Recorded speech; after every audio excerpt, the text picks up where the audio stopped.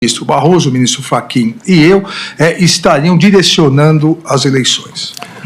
Sim, senhor ministro. Primeiro, boa tarde, Vossa Excelência, senhor ministro Luiz Fux, senhor Paulo Gonet. Eu fiquei 2 anos como vereador e 28 como parlamentar. A minha retórica sempre foi parecida com isso. Vamos lá. A questão da desconfiança, suspeição ou crítica às urnas não é algo privativo meu. Eu poderia citar vários nomes, citaria apenas alguns aqui. O senhor Flávio Dino, em 2012, quando ele perdeu a eleição, ou 2010, quando ele perdeu a eleição para o governo do Maranhão. Ele diz, eu teria um vídeo, mas foi indeferido o pedido, mas no vídeo está o seguinte: hoje eu tive a oportunidade de ser vítima de um processo que precisa ser aprimorado, ser melhor auditado, que é o sistema das urnas eletrônicas. E depois, o senhor acredita que houve fraude? Houve várias modalidades. Palavra do senhor Flávio Dino.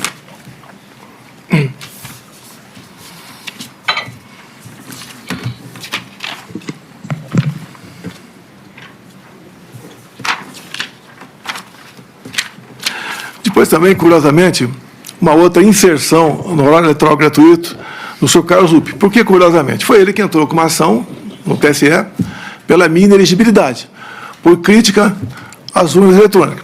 Ele falava em fraude. Mas numa das inserções, aproximadamente 30 segundos, que até hoje está no Facebook dele, ele termina dizendo o seguinte: sem a impressão do voto, não há possibilidade de recontagem. Sem recontagem, a fraude impera. Repito a Vossa Excelência, até hoje isso está lá no Facebook do senhor Carlos Lupe. Eu batalhei muito na Câmara, desde 2012, pelo voto impresso. Consegui aprová-lo em 2015 para 2016.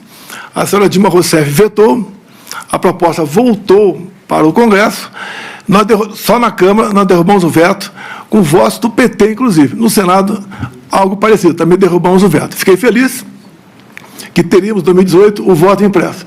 Eu não lembro se eu pedi audiência ou o ministro Fux me convidou. Eu fui conversar com ele sobre essa questão. E ele mostrou para mim que 5% das sessões eleitorais do Brasil teriam o voto impresso. Por que 5%? Porque não tinha recurso para mais coisa. E, com o tempo, ia chegar a 100%.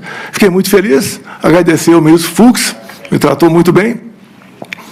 Mas, infelizmente, logo depois, por 8-3, o Supremo Tribunal Federal declarou o voto impresso como sendo inconstitucional, porque a impressão do voto poderia ferir a segurança das eleições. Bem, então tivemos o voto normal em 2018. A minha campanha 2018, algo atípico, com todo respeito, nem eu esperava que me eleger presidente, tendo em vista quem eu era. Eu era um parlamentar que não era parlamentar de partido, eu não tinha apoios políticos, mas acabei, então, como desde 2014, após o segundo turno das eleições, eu me lancei pelo Brasil falando que ia disputar a eleição em 2018, acabei me elegendo, sem antes passar por uma facada, quase me levou a óbito. Me permite estender um pouquinho mais essa questão aqui. Pode ficar à vontade. Me elegi presidente, não tinha quem botar na presidência, poucos nomes tinha para botar na presidência, acabei montando o ministério e nós aqui, com pessoas competentes, sem o critério político partidário para botar as pessoas lá, fizemos um ministério que é reconhecido por grande parte da população como um ministério excepcional. Fizemos muita coisa. Lei da Liberdade Econômica, o PIX, Água para o Nordeste, Bolsa Família, triplicamos o seu valor, marcos, entre tantas outras coisas. A questão do armamento também, apesar de ser acusado de ser um armamentista visando a violência diminuiu quase 30% entre o governo anterior e o meu governo, tendo em vista a política de armamento. Bem, outra coisa importante também, onde comecei a criar inimizades cada vez maiores, desde o começo do meu mandato, foi na escolha de pessoas para compor aqui bancos oficiais estatais. Só falar de 2 estatais só. Porto de Santos dava um prejuízo de 500 milhões por ano, entreguei com lucro de 500 milhões.